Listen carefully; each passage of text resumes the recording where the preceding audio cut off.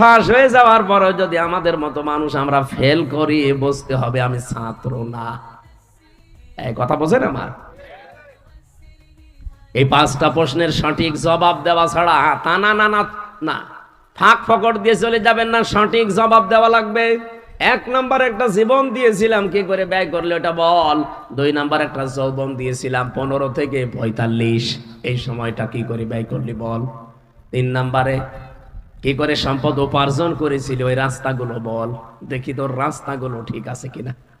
4 নাম্বারে কোথায় কোথায় দিয়েছিস ওইটা বল। আমার মনে হয় 4 নাম্বার জায়গায় অনেক মানুষ ধরা খেয়ে যাবে। সম্পদ যে কোথায় ব্যয় করে ও নিজেও জানে না,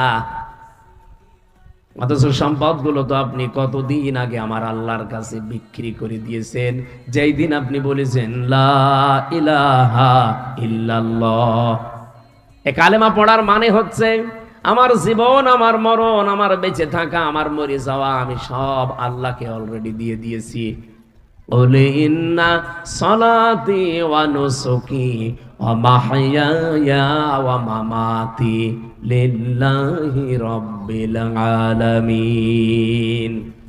আল্লাহ পাক বলেন, যখন এই কালেমা মানুষ পড়ে তাকে এই কথা বলতে বলেন যে কুল ইন্না সালাতি ওয়া নুসুকি, আমার যত নামাজ কালাম আমি পড়ি, দৈহিক যত ইবাদত আছে এবং মালের যত ইবাদত আছে, এখানে নুসুক মানে শুধু কোরবানি না, নুসুকের অর্থ 3টা।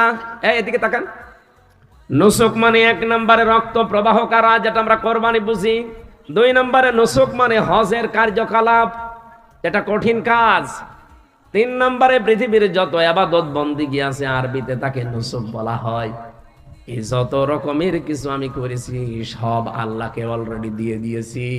এমনকি আমি যদি বেঁচে থাকি আল্লাহর জন্য বেঁচে থাকবো, যদি মরেও যাই আমি আল্লাহর জন্য মরবো। এই 4টা কথা বলার পরে আপনার কালেমার হক আদায় হবে। এটা নিয়ে আয়াতের ব্যাখ্যায় আমার আল্লাহ আরেকটা আয়াত সূরা তাওবায় দিয়েছেন, ইন্নাল্লাহা আশতারা মিনাল মুমিনিনা আনফুসাহুম ওয়া আমওয়ালাহুম বিআন্না লাহুমুল জান্নাহ। অবশ্যই আমি আল্লাহ মুমিনের কাছ থেকে কিনে নিয়েছি তার জান আর তার মাল, বিনিময়ে আমি আল্লাহ তাকে জান্নাত দিয়ে দিয়েছি।